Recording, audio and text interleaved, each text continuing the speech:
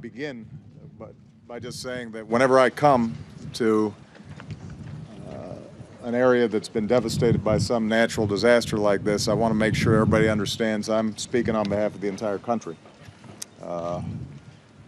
Everywhere, fellow Americans are praying with you, they're thinking about you, and they want to help.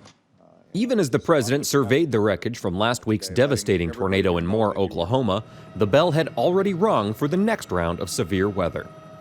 Tornadoes hit the southern plains for the second time in as many weeks. At least 3 twisters touched down in Oklahoma Thursday, and 2 more struck Arkansas.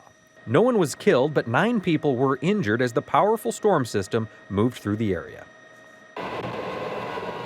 North central Kansas was hit by 150 to 175 mile-per-hour winds at the beginning of the week, kicking up another twister, which registered between an EF3 and an EF4. Heavy rains over the Memorial Day weekend blanketed areas of the Midwest and southern plains, triggering flash floods. In south-central Texas near San Antonio, thunderstorms produced enough rain to fill dry riverbeds that went well beyond their banks. Throughout the week, flash flood watches were the order of the day as water levels rose throughout the Midwest and South.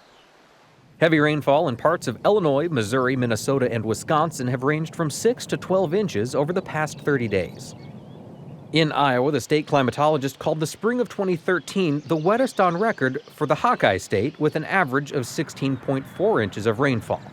That is the most combined precipitation for March, April, and May since record-keeping began in 1892.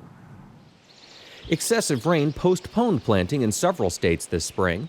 The weekly USDA crop report revealed 86% of America's corn has been planted, but soggy conditions will delay farmers from sowing the additional 14%. At this time last year, 99% of the corn had been planted. Only 44% of the soybean crop is in the ground, more than 65% below this time a year ago. With so much damage and uncertainty due to inclement weather, the Agriculture Department is shifting efforts from drought relief to flood relief.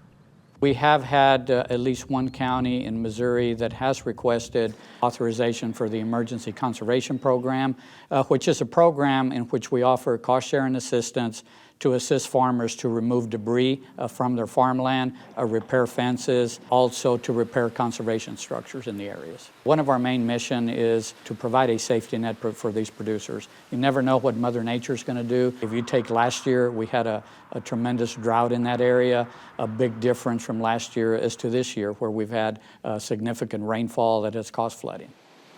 Weekend forecasts include falling temperatures as a cold front moves across the region.